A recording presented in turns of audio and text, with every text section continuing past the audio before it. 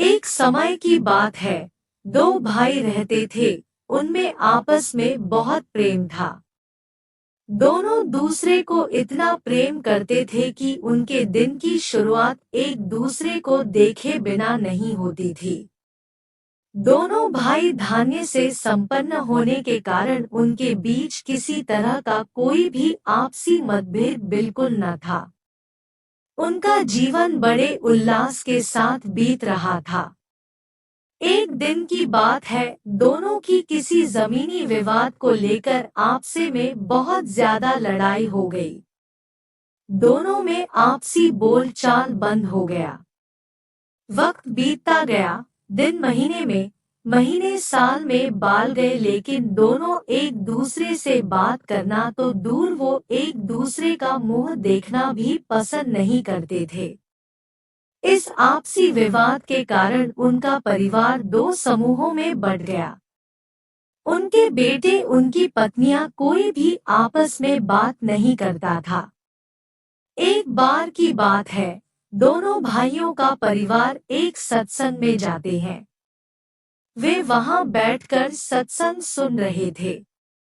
तभी अचानक बारिश आ गई और वहां उपस्थित सभी लोग एक किनारे आकर खड़े हो जाते हैं।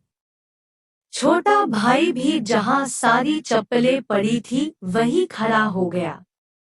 तभी अचानक उसकी नजर अपनी और अपने भाई की चप्पलों पर पड़ी, जो बारिश में भीग रही थी।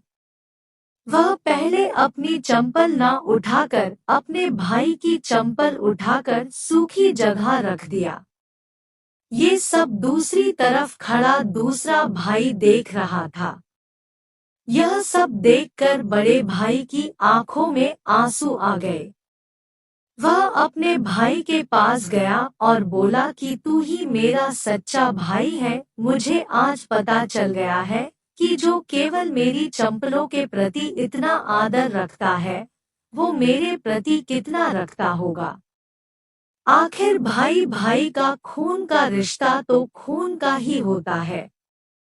उस छोटे से हादसे ने दोनों भाइयों के बीच के मतभेद को खत्म दिया। दोनों भाई और उनका परिवार पहले की तरह एक साथ बड़े ही प्रेम भाव जीवन यापन करने लगा। दोस्तों, आपस में चाहे कितनी भी नाराजगी क्यों ना हो, लेकिन भाई दूसरे भाई को कभी भी दुखी नहीं देख सकते हैं। इस दुनिया का यही नियम है कि किसी की उन्नति से केवल उसके माता पिता और परिवार के लोग ही खुश होते हैं। बाकी सब लोग ईर्ष्या भरे मन से केवल प्रसन्नता का ऊपरी दिखावा करते हैं।